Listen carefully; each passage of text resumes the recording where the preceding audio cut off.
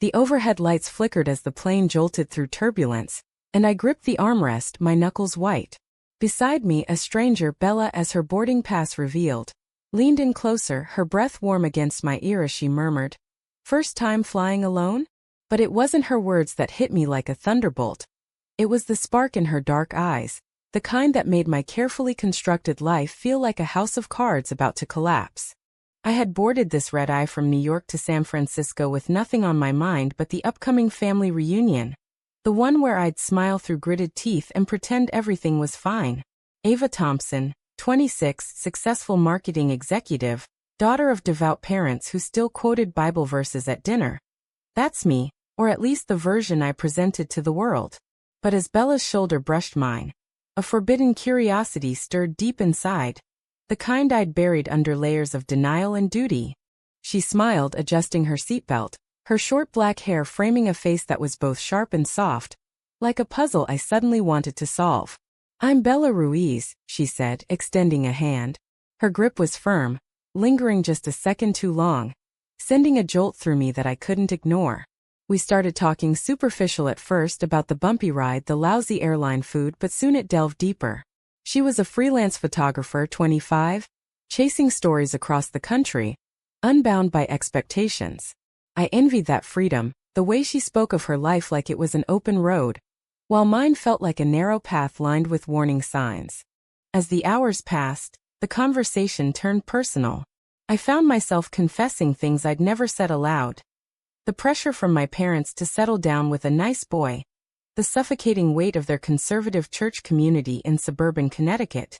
"They think success means a husband, kids, the whole package," I admitted, staring at my reflection in the window. Bella listened, her eyes never leaving mine, and for the first time, I felt seen, not as the perfect daughter, but as someone grappling with unspoken desires. Inside, my thoughts raced. What was this pull? I'd dated men, gone through the motions, but nothing ever ignited that fire. Was it fear holding me back or something more?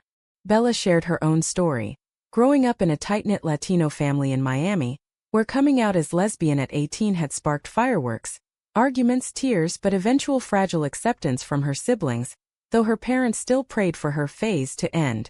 Her words hung in the air, challenging everything I knew. By the time we landed, dawn breaking over the Bay Area, we'd exchanged numbers. "Text me if you want to grab coffee," she said, her voice casual but her eyes intense. I nodded, my heart pounding as I walked away, replaying that lean-in moment. Back at my hotel, I stared at my phone, fingers hovering. This could upend everything, my family's expectations, my carefully curated image. But the alternative? Continuing to live a lie, suffocating under the weight of what-ifs. The reunion loomed that afternoon, my parents' house in the hills buzzing with relatives.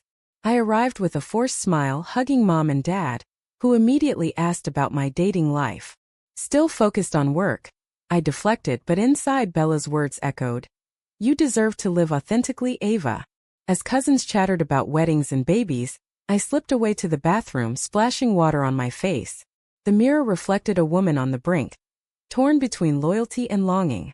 That night, alone in my childhood room, surrounded by posters of straight-A report cards and family photos, I texted Bella, "Coffee tomorrow?" Her reply came instantly, "Can't wait." Sleep evaded me as doubts swirled. What if this was just a fleeting crush? What if pursuing it meant losing my family? The questions gnawed, but so did the excitement, a forbidden thrill that made me feel alive for the first time in years. The next day, we met at a cozy cafe in the Mission District, the air thick with espresso and possibility. Bella arrived in a leather jacket over a simple tee, her presence commanding yet gentle. We talked for hours about dreams, fears, the invisible chains of societal norms. She spoke of the discrimination she'd faced, job rejections after her social media revealed her orientation, friends who distanced themselves. "It's not just about love," she said, her voice steady. "It's about fighting for the right to exist as you are." I leaned forward, my hand brushing hers accidentally, or was it? The contact sent shivers, and I pulled back, heart racing. Inside, a storm brewed. Guilt over betraying my upbringing, fear of judgment, but also a budding resolve. Was this the start of something real, or a dangerous detour? As we parted, her hug lingered, and I knew, one way or another, my life had veered off course. Back home that evening, my sister Emily cornered me. "You seem distracted. Everything okay?" I nodded, but her knowing look made me wonder if she suspected. Emily, the golden child, married with kids, she embodied what my parents wanted for me. Lying to her felt like a betrayal. Yet telling the truth terrified me more. The days blurred as texts with Bella turned into late-night calls. Her voice became my anchor, pulling me toward uncharted waters. But with each connection, the internal conflict intensified. My parents' voices echoed in my mind. "God has a plan for you, Ava." What if that plan didn't include this? The thought of disappointing them, of being the family scandal, twisted my gut. One evening, as rain pattered against my window, Bella shared a photo from her latest shoot. Two women holding hands at a pride parade. "This could be us," she captioned. My finger hovered over delete, but instead I saved it, a secret talisman. The decision felt monumental. A quiet rebellion against the life I'd been scripted to live. Yet, doubt crept in. Was I ready to face the fallout? The societal stares, the whispered judgments?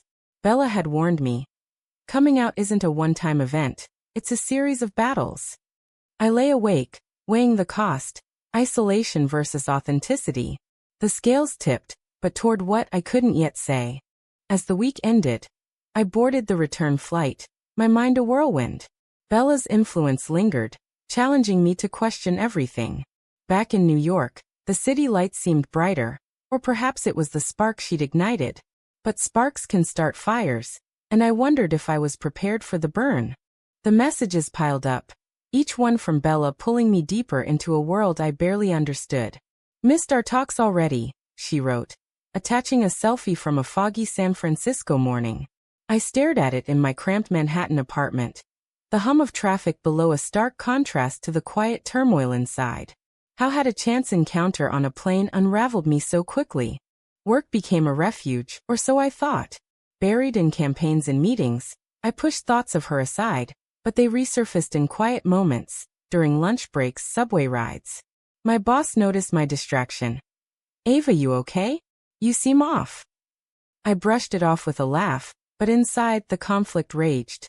This attraction, was it real, or a rebellion against my stifling life? One night, after a grueling day, I called her. "Tell me more about your family," I said, craving connection. Bella's voice softened as she recounted the holidays where her orientation hung like an unspoken shadow. "My mom still sets an extra plate, hoping I'll bring a friend home, the right kind." Her pain mirrored mine, yet she pressed on, advocating for LGBTQ rights in her photography. "It's exhausting, but worth it," she added. Her resilience stirred something in me. Envy, admiration, desire. We talked until dawn, sharing vulnerabilities. My fear of being disowned, her past heartbreak from a girlfriend who couldn't handle the societal pressure. "Love shouldn't come with conditions," she said, her words a bomb and a blade. As we hung up, I whispered to myself, "But what if it does?" The internal monologue intensified. Why her? Why now? I'd always conformed. Straight A's, church youth group. Dating boys who checked the boxes but never stirred my soul. Bella challenged that facade, making me question if I'd been living for others all along. The guilt gnawed. Betraying my parents' values, the ones instilled since childhood. "Honor thy father and mother," the verse echoed, twisting like a knife. Yet the pull grew stronger. We planned a visit, her to New York in 2 weeks. Excitement warred with dread. What if colleagues saw us? What if word got back home? I imagined the conversations. Ava's hanging out with that woman. The judgment, the pity, it all loomed like storm clouds. In the interim, life threw curveballs. At a family video call, Dad asked pointedly, "Any prospects, Ava? You're not getting younger." Mom chimed in, "We pray for you every night." Their love felt conditional, tethered to expectations I could no longer meet. I ended the call early, tears stinging. Was authenticity worth the fracture? Bella sensed my turmoil in our chats. "You don't have to rush," she assured. But the dam was cracking. One evening, walking through Central Park, I spotted a same-sex couple kissing freely. Jealousy surged, for their courage, their unapologetic joy. Why couldn't that be me? The day she arrived, butterflies assaulted my stomach. At the airport, she emerged from the crowd, bag slung over her shoulder, smile lighting up the terminal. We hugged, longer than friends should, and the world faded. Over dinner in a dimly lit Italian spot, conversation flowed effortlessly. She reached across the table, her fingers tracing mine. "This feels right," she whispered. Inside, panic flared. Right? Or reckless? I pulled back slightly, but her touch lingered in my mind. That night in my apartment, we stayed up talking on the couch. No lines crossed, but the tension was electric, a dance of what-ifs and maybes. The next day we explored the city, museums, street food, laughter echoing. Bella captured moments with her camera, her lens turning ordinary scenes into art. "You're my muse," she teased. Flattery mixed with fear. What if this muse shattered her cage? But cracks appeared. At a gallery opening, a mutual acquaintance eyed us curiously. "New friend?" she asked. I stammered. "Yeah, from a flight." The lie tasted bitter, highlighting my cowardice. Bella noticed, her expression clouding. Later she confronted gently. "Are you ashamed?" The question hit hard. "No, yes, I don't know," I admitted, pacing. "My family. Society. It's complicated." She nodded, but hurt flickered in her eyes. "I get it, but hiding eats at you." That night, alone after she retired to the guest room, I wrestled with demons. Hiding protected me. But at what cost? My identity? Her heart? The moral quandary deepened. Was pursuing this selfish or essential? As the visit continued, intimacy grew, emotional, not physical. We shared stories of past pains. My high school crush on a female teacher, dismissed as admiration. Her ex who left amid family pressure. "We all make choices," she said. "Some haunt us." One afternoon in a quiet bookstore, she kissed my cheek impulsively. The gesture, innocent yet profound, ignited a firestorm inside. Joy clashed with terror. What if someone saw? Paranoia set in, shadowing our time. By week's end, as she boarded her return flight, promises hung in the air. Visits, calls, a future. But doubt seeded. "Back home," Emily called. "Heard you're seeing someone?" "Rumors?" My heart sank. "How?" The confrontation brewed. I denied, but lies compounded. Inside, the price mounted. Isolation from truth, strain on budding love. Was this the beginning of the end, or a catalyst for change? The rumor mill churned faster than I anticipated. Whispers reaching my parents through the family grapevine. "Ava's got a new roommate-type friend," Emily texted, her words laced with concern. I stared at the screen, pulse racing, knowing this was the tipping point. How much longer could I dodge the truth? Work suffered, missed deadlines, zoned out meetings. Colleagues murmured, but it was the internal battle that drained me. Bella's calls became lifelines, yet each one amplified the divide. Her open life versus my closeted one. "When are you coming out?" she asked one night, voice tentative. The question haunted me. Coming out meant confronting my parents' world. The church picnics, the conservative circle where traditional values reigned. I imagined their faces, shock, disappointment, prayers for my salvation. The thought twisted my insides, a moral maze of duty versus self. Yet, suppression bred resentment. At a company event, a coworker joked about those pride parades, and I stayed silent, shame burning. Bella would have spoken up. Her activism inspired, but intimidated me. "You can't change the world hiding," she'd say. Pressure mounted when Dad called unexpectedly. "We're worried about you, Ava." Emily mentioned something. His voice trailed, expectant. I deflected. "Just a friend." The lie weighed heavy, eroding our bond. Inside I debated. Was honesty a betrayal, or withholding the greater sin? Bella visited again, this time tension simmering. We argued, softly at first, about my hesitation. "I can't be your secret forever," she said, eyes glistening. Her words struck deep, forcing me to confront the unfairness, stringing her along while I wavered. That night, as rain lashed the windows, I paced alone. The ethical dilemma sharpened. Loving her meant risking everything, but denying it meant losing myself. Society's gaze loomed, job discrimination, social ostracism. Yet, stories of others who thrived post-coming out flickered hope. The turning point came at a family dinner back home. Seated around the table, talk turned to politics. "These agendas are ruining families," Dad grumbled. Mom nodded. "We need to protect our values." Their words, once comforting, now stung like accusations.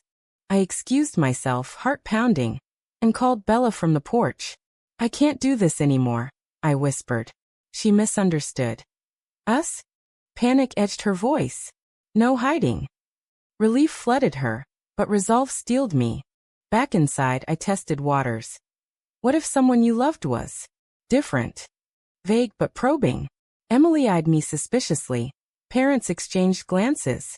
"God loves all, but sin is sin," Dad replied. The response chilled, confirming fears. Returning to New York, the conflict escalated. Bella pushed for commitment. "Meet my friends, openly." I agreed, but anxiety gnawed. At the gathering, surrounded by her queer circle, I felt exposed, yet liberated. Laughter flowed, stories shared, but inside imposter syndrome raged. Did I belong? One friend pulled me aside. "It's okay to be scared. We all were."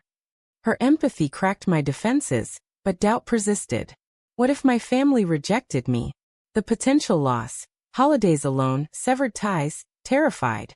Then betrayal struck. Emily, digging deeper, found Bella's social media through mutual connections. She confronted. "Is this why you've been distant? You're with her." Her tone mixed hurt and horror. I denied instinctively, but she pressed. "Don't lie, Ava." The argument exploded. "How could you? After everything Mom and Dad sacrificed." Tears streamed as she stormed out. Guilt crashed. Had I shattered our sisterhood? The price of truth loomed larger.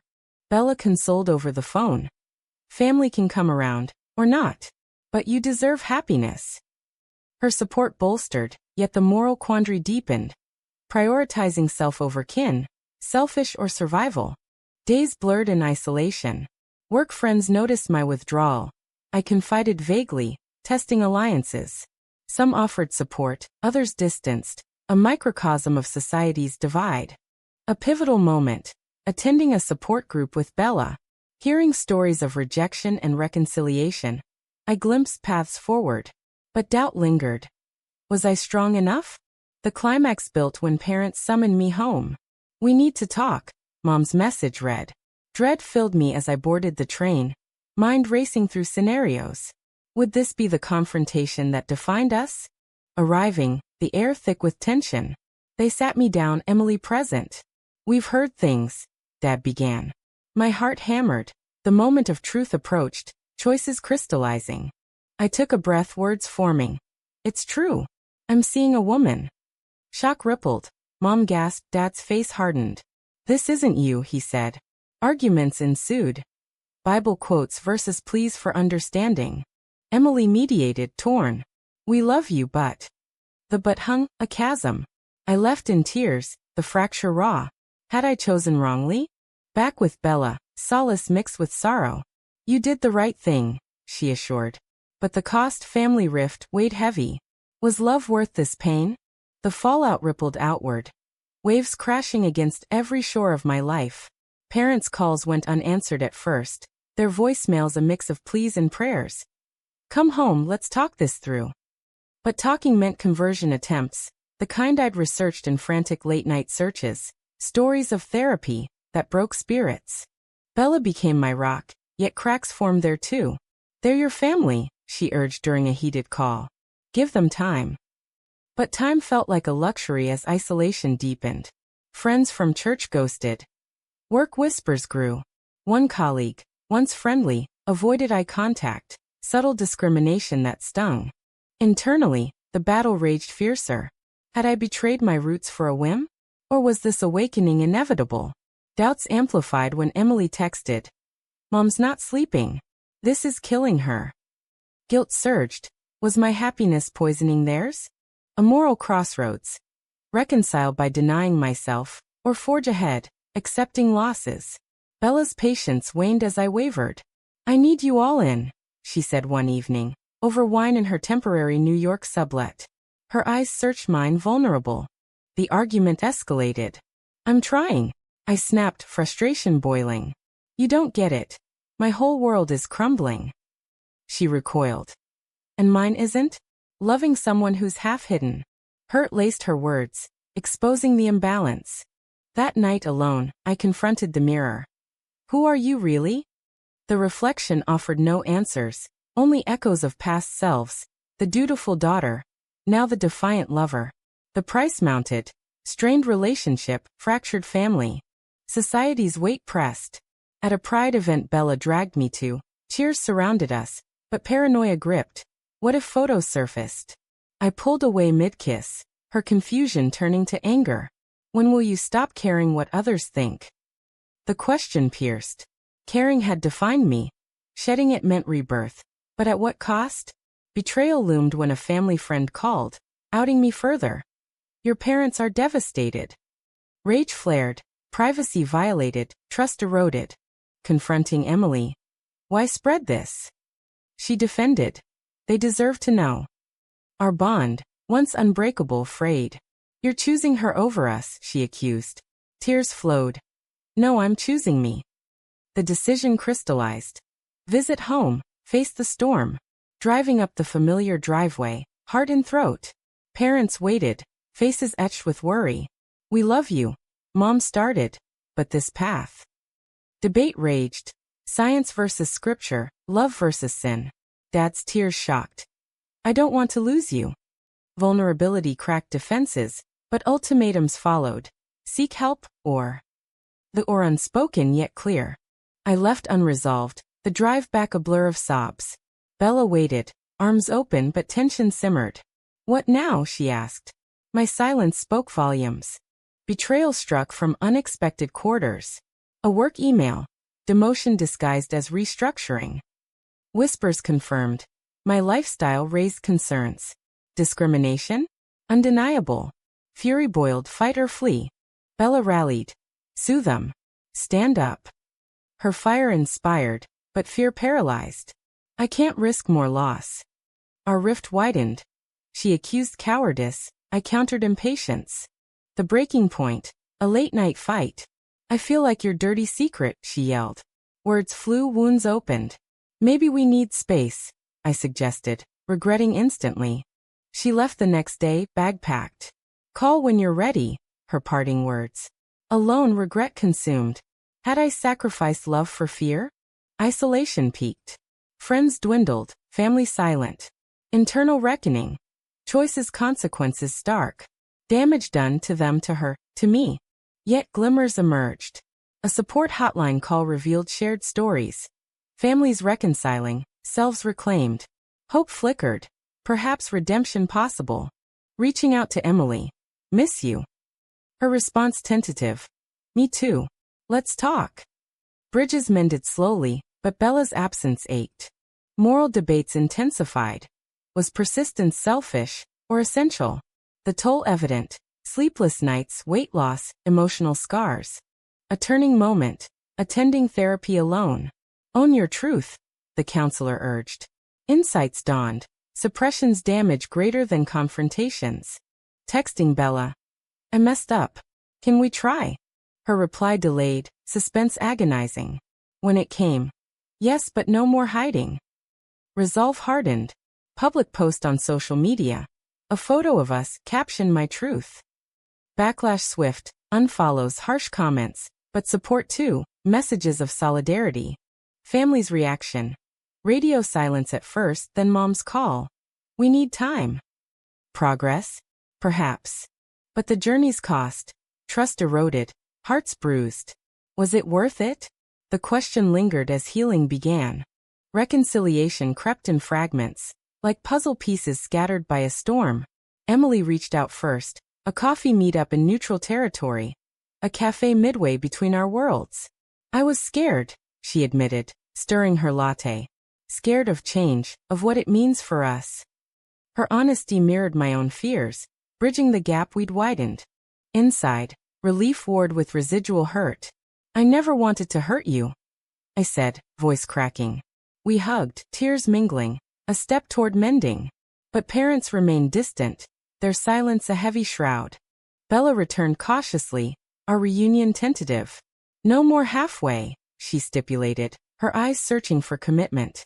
I nodded, vowing change. We rebuilt slowly. Dates in public, hands held unapologetically. Each act of defiance, a healing. Yet society's barbs persisted. At work, after fighting the demotion with HR, citing discrimination, I won reinstatement but scars lingered. Colleagues' wary glances reminded. Acceptance wasn't universal. Internal awakening deepened. Therapy unearthed buried truths, childhood suppressions, societal conditioning. You're not broken, the sessions affirmed. Strength grew, but so did awareness of losses. Old friendships faded, family dynamics shifted. A pivotal call from Dad. We've been reading, talking to the pastor. Hope surged. He's open-minded, Dad added, surprising. The conversation, awkward yet earnest, planted seeds. We love you, Ava. Always. Mom followed, her voice softer. It's hard, but we're trying. No full embrace, but progress, a far cry from rejection. Gratitude swelled, tempered by realism. Change took time. With Bella, love blossomed amid trials. We navigated mended fences. Her introducing me to her family virtually, mine extending olive branches. Tensions eased, but memories of pain lingered. The arguments, the solitude. One evening, walking hand in hand through the city, a stranger's glare reminded of ongoing battles. Ignore them, Bella whispered.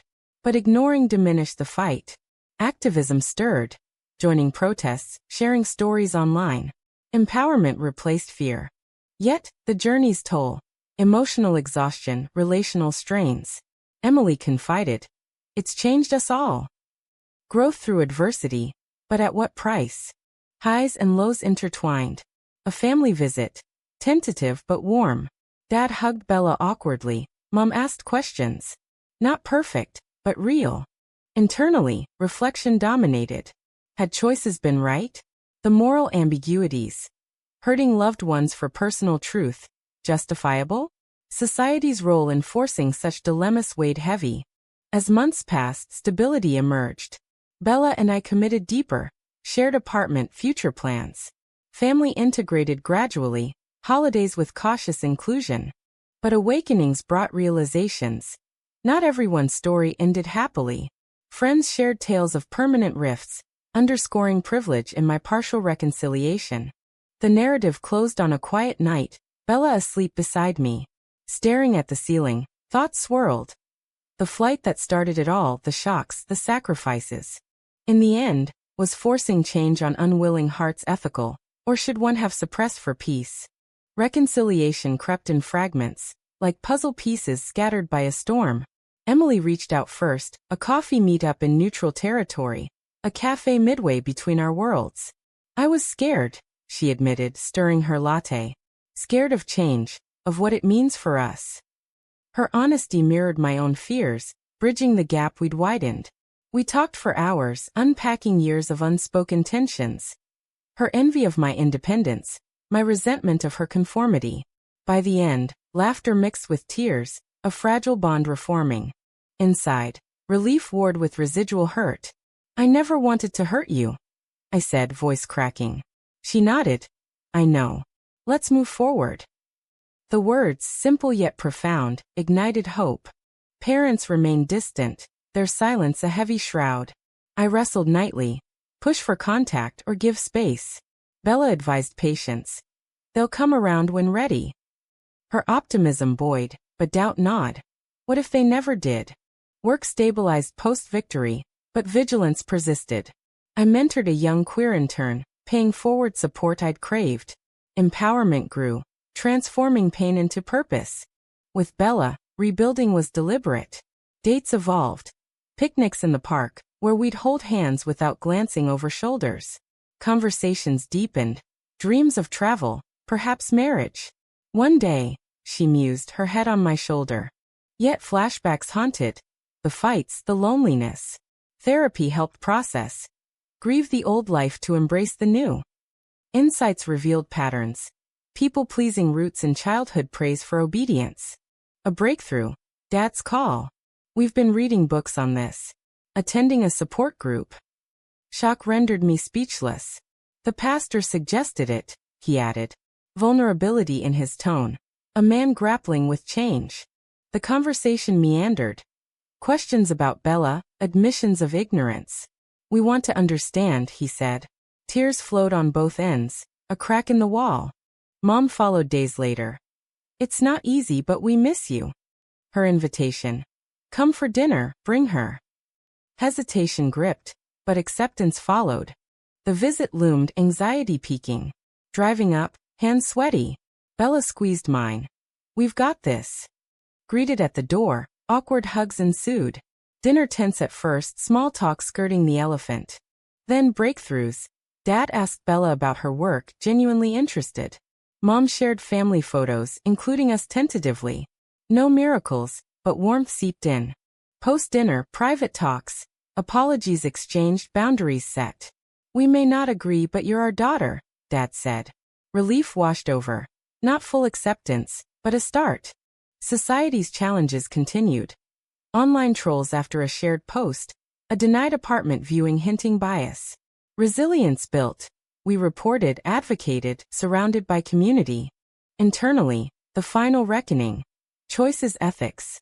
Inflicting pain for authenticity, right or wrong. Society's complicity in such conflicts undeniable. As time healed, integration deepened. Joint holidays. Laughter amid lingering awkwardness.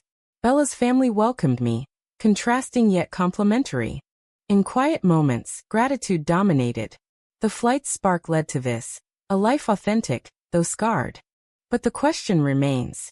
In pursuing personal truth, is it justifiable to cause familial pain? Or should one sacrifice self for harmony?